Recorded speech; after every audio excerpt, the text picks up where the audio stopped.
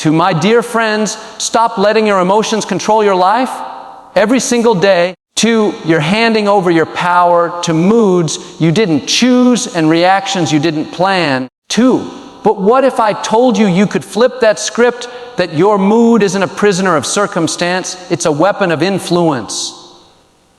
Whether you want more peace, to more productivity or deeper impact, it all begins with your emotional state. In this video, I'm going to show you how choosing the right mood isn't just possible, it's powerful.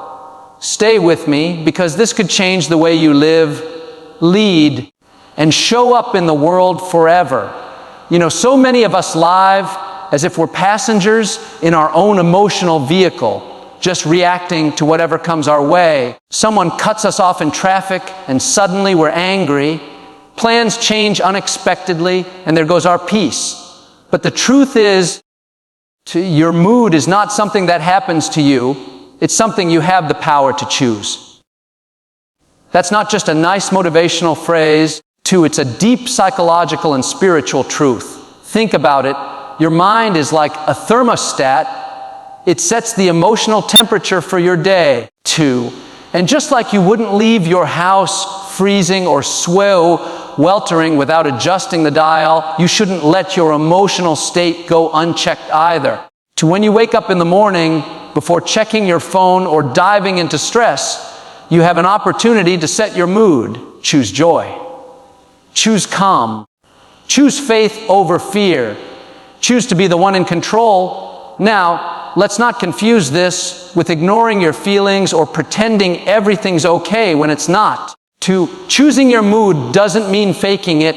It means directing it. It means stepping into the driver's seat of your own mind and deciding, today, I will not be a slave to my circumstances. I will respond, not react. And when you operate from that mindset, your peace doesn't depend on other people behaving the way you want. Your joy isn't held hostage by your schedule or your inbox or the opinions of others. Science backs this up too. Neuroscience tells us that our brains are shaped by repetition. If you habitually respond with anxiety or frustration, your brain will wire itself to expect and even seek those states. But if you consistently practice gratitude, hope, and calm, your emotional baseline shifts. What once triggered you now passes like a cloud across the sun. Even spiritually, we are reminded, verily, in the remembrance of God do hearts find rest. That's not poetry. It's psychology in divine language. When you anchor your mood in something higher, deeper than momentary problems, you develop resilience that nothing can shake. So here's what I want you to remember. Your mood is your message to the world. Choose it wisely. Don't let circumstances write the story of your day. You hold the pen. One of the most overlooked truths in life is this: your mood isn't just something you carry around. It's something you communicate. Whether you're speaking in a boardroom, teaching in a classroom, recording a video for YouTube, or simply having a conversation at the dinner table, your mood shapes how your message is received. You could be saying all the right words, but if your tone is irritated, anxious, or defeated, people will feel that more than anything you say. Because people don't just hear your words, they feel your spirit. That's why choosing a good mood isn't just about self-care, it's about stewardship. You are responsible for the energy you bring into a room. You are responsible for the emotional tone you send out into the world. And the truth is, mood is magnetic. A good mood draws people in, it lifts the atmosphere, it builds trust and opens hearts. But a bitter or chaotic mood, that pushes people away before you even finish your sentence. Now, I know someone might say, but I can't help how I feel. And to some extent, that's true. Feelings come and go. But mood is more than a passing emotion. It's the state you choose to stay in. You can feel stressed, but choose to respond with calm. You can feel disappointed, but speak with hope. That's not hypocrisy. That's maturity. That's wisdom. Think of your mood like the background music of a film. Even if the story is good, if the music is off, the whole experience feels wrong. But when the tone matches the message, when your mood amplifies your words, then your voice carries weight. People listen. People connect. This matters especially if you're a communicator, a leader, a parent, a content creator, anyone who speaks into the lives of others. Your message may be powerful too, but it's your mood that delivers it.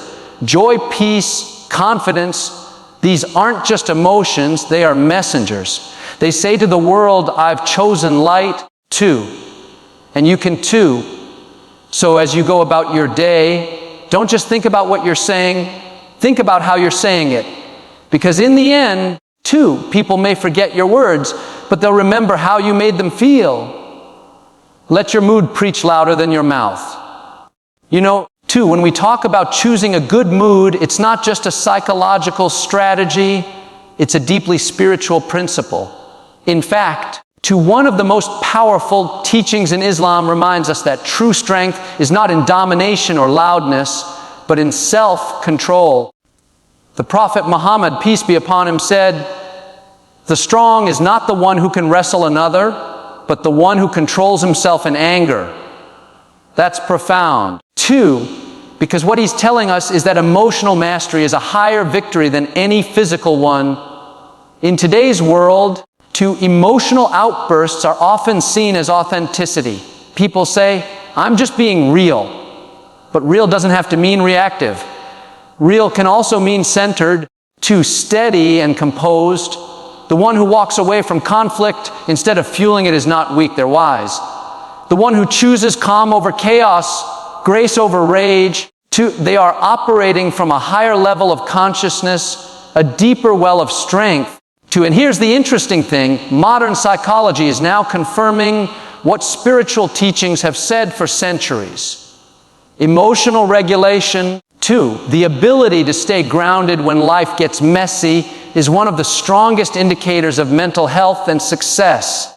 People who can control their mood are better at relationships, leadership, and long-term happiness.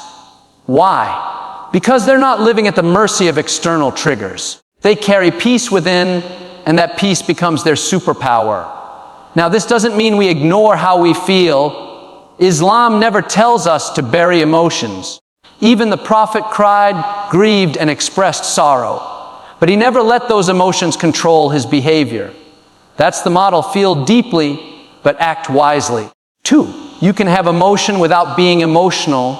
You can experience sadness without becoming bitter. You can face stress without losing your dignity. So if you're struggling with your mood, if anger, fear, or anxiety keep creeping in, remember this, you are not powerless. You are not a victim of your emotions. You are the commander of your state. You were made with the capacity to rise above it. You were made to reflect light, not absorb darkness. When you master your mood, you don't just change your day, you change your destiny. Have you ever noticed how much easier it is to be creative when you're in a good mood? Ideas come quicker, your words flow better, and everything just feels more alive. That's not a coincidence. Your mood is the soil, and creativity is the seed. If the soil is dry, anxious, or bitter, nothing grows well. But when your mood is nourished, when it's rich with peace, optimism, and joy, creativity thrives. Your imagination begins to bloom. This applies to everything you do, whether you're writing a speech, editing a video, recording content, or solving a complex problem at work. You might have the tools and the talent, but if your mood is off, you won't be able to access the fullness of what's inside you. And here's why, because creativity isn't just a skill, it's a state of being. It flows best when your mind is open, your heart is light, and your spirit is calm. I've seen it so many times. People sit down to work, but they're frustrated or comparing themselves to others, and they hit a wall. But then they take a break to breathe, maybe pray, shift their mindset, and suddenly the breakthrough comes. That wasn't a coincidence. That was alignment. When you align your mood with your mission, your gift starts working for you. not against you. It's like trying to paint a masterpiece while standing in a storm. 2, you might have the brush, you might have the canvas, but until you calm the winds within, you won't paint with clarity. 2, that's why choosing a good mood isn't a luxury. It's a discipline. It's part of your process. It's part of your preparation. And this is important too. Don't wait until you feel inspired to get into a good mood. Choose the mood and the inspiration will follow. 2, too many people wait for the right emotion to show up before they start creating. But the most powerful creators in the world don't wait for the mood. They set it. They decide, I'm going to show up with energy, with joy, with focus. And then that decision unlocks their potential. When you choose the right mood, you give your creativity permission to speak. And what it says might just change someone's world. 2, one of the biggest misconceptions people have is that mood is random, like it's something that just shows up based on how the day unfolds. But the truth is, mood is not an accident, it's a pattern. And the good news is patterns can be changed. Just like you train your body in the gym, you can train your mind to return to peace, to choose joy, to lean into gratitude. Mood isn't just something you feel, it's something you build. And like any habit, it takes repetition, it takes awareness. Most of us have developed emotional defaults without even realizing it. 2, maybe you wake up and immediately scroll through social media without thinking. Your mind is comparing, your heart is racing. 2, and now your mood is being set by someone else's highlight reel. But what if instead you made a small change? 2, what if the first thing you did in the morning was breathe deeply, say a short prayer, think of 3 things you're grateful for? 2, that one simple habit could rewire your emotional baseline. Neuroscience tells us that our brains are incredibly adaptable. What you repeat, your brain begins to believe. 2, if you practice anger, you'll get better at being angry. But if you practice calmness, if you keep showing up with thankfulness, with compassion, 2, with a solution-focused mindset, your brain will start to operate from that space by default. You won't have to force a good mood, it will become your natural state. 2, this is not about pretending everything is perfect. It's about preparing yourself to respond to life from a place of strength instead of stress. 2, and the preparation happens long before the crisis shows up. The time to train your mood is not when you're already in the storm.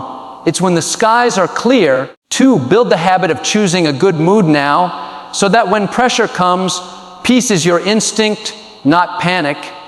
Don't underestimate the power of small, consistent emotional choices. A 5-minute morning routine, a journal entry, a walk outside, a whispered prayer. These are not insignificant acts, they are investments in your emotional future. Your mood is not a mystery, it's a muscle. And every day, you get the chance to strengthen it. Sometimes the most powerful messages we send have nothing to do with what we say. They're not in our captions, our speeches, or even our content. They're in our presence. And here's where mood becomes more than just a personal experience. It becomes a witness, a statement, a silent dawah. You see, people are always observing, always absorbing. And when they see someone walking through difficulty with grace, responding to criticism with composure, or choosing peace when they could easily choose chaos, that speaks volumes. In a world that's constantly shouting, a calm, steady mood is louder than noise.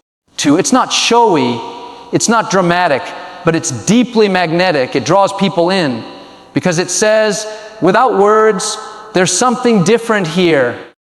There's a deeper anchor holding this person together. And that anchor often is faith. It's values. It's a connection to something higher than the opinions of others or the instability of the world. And when you operate from that place, your mood becomes your ministry. It's your daily invitation to truth. Without ever needing to preach, you're not telling people how to live. You're showing them what peace looks like in motion. You're showing them that joy is possible even in the middle of uncertainty. This is where your emotional discipline becomes more than a personal asset. It becomes your legacy. Your family sees it. Your coworkers feel it. To your audience, whether it's one person or 1 million, they pick up on it. You don't need a platform to influence people. All you need is presence. 2, and when your presence is marked by kindness, clarity, and calm, when your mood reflects maturity and meaning, you become a light in someone's dark moment. Let me tell you, someone is always watching how you respond, not in a judgmental way, but in a curious way. They're wondering, 2, how does this person stay so grounded? And that one moment of consistency, of strength wrapped in humility, can open a heart far more than a long debate ever could. 2, so don't just carry your mood, live it with intention, because the way you manage your emotions may be the most powerful message you ever give.